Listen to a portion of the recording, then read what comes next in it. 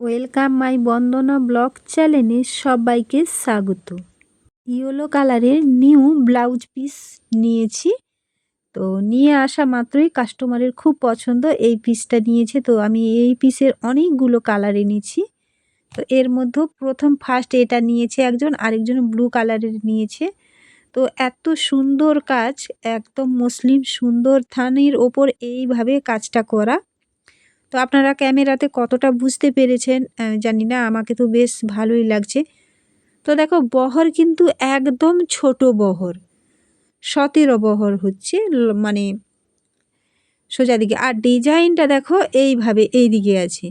তো ওই দিকে আমি ঘুরিয়ে মাপ করে দেখলাম, ওই দিকে বহরে আমার আসছে 20, তার মানে 3 ইঞ্চি বেশি আসছে।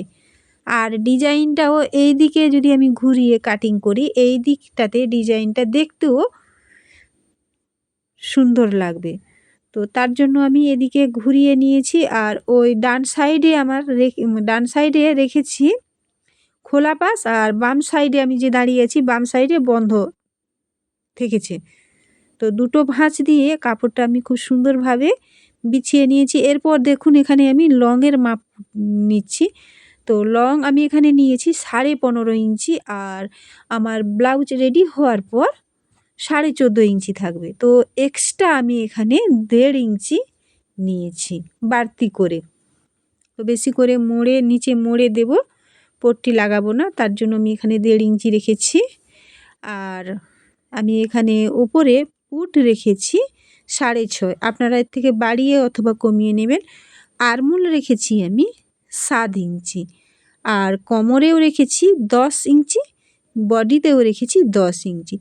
তো পারফেক্ট আমি এখানে মাপে মানে একদম সাইজ মতন মেরে, আর এক্সট্রা বাড়তি কিছুটা কাপড় রেখে আর বাড়তি কাপড় আমি কাটিং করে বাদ দিয়ে দেব।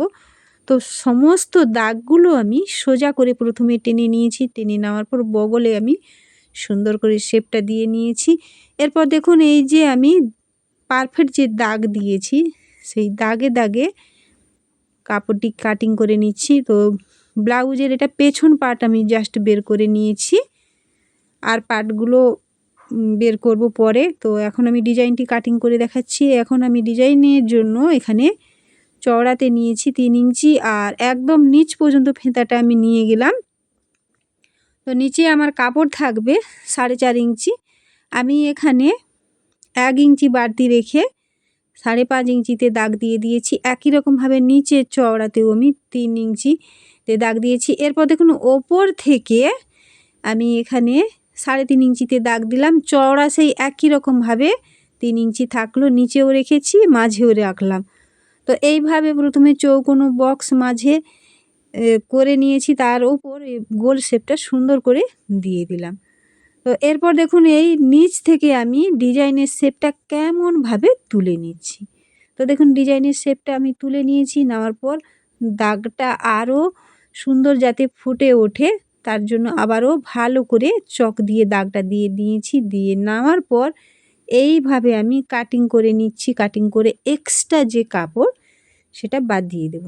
তো দেখুন আমি এখানে কাটিং করে নিয়েছি। কাটিং করে নেওয়ার পর ডিজাইনটি মেলে আপনাদের দেখিয়ে দিচ্ছি। দেখুন এই যে, এরপর দেখুন এই ডিজাইনের ব্লাউজটি ওপরে রাখবো। আর এখানে আমি পেস্টিং পেপার নিয়েছি, যেহেতু কটনের কাপড় অস্তর ব্যবহার করব না, তার জন্য এই ডিজাইনটিকে আমি পেস্টিংয়ের ওপর সেলাই দিয়ে বসিয়ে নেব, তাতে করে ফিনিশিং দেখতে খুবই সুন্দর লাগবে। তো সুন্দর মিল করে বসিয়ে নিয়েছি। বন্ধ সাইড কিন্তু পেস্টিংয়ের ডান সাইডে রেখেছি, আর ভেতর সাইডে খোলা রেখেছি। তো এইভাবে সুন্দর করে পিন গেঁথে নেওয়ার পর ডিজাইন সেম কলম দিয়ে আমি প্রথমে এইভাবে দাগটা দিয়ে নিচ্ছি। তো দেখুন আমি এখানে সুন্দর করে দাগটা দিয়ে নিয়েছি। দাগ দিয়ে নেওয়ার পর এখানে আমি কাটিং কেটে নিচ্ছি। কেটে এক্সট্রা যে পেস্টিং পেপার সেটা বাদ দিয়ে দিচ্ছি। তো দেখো এইভাবে আমি কাটিং করে নিচ্ছি।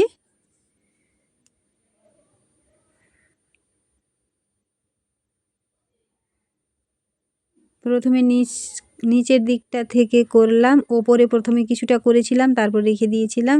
এরপর দেখুন উল্টো দিকে আমি ঘুরিয়ে নিয়েছি। এই পিন গাঁথা অবস্থাতে 1 ইঞ্চি চওড়া করে আর এক্সট্রা যে পেস্টিং পেপার সেটা আমি কাটিং করে বাদ দিয়ে দিলাম। এরপর পিন তুলে ডিজাইন আপনাদের দেখিয়ে দিচ্ছি। আজ তাহলে এই পর্যন্ত। আপনারা সকলে খুব ভালো থাকবেন, সুস্থ থাকবেন। আবারও দেখা হবে অন্য কোনো নতুন ভিডিওর সাথে।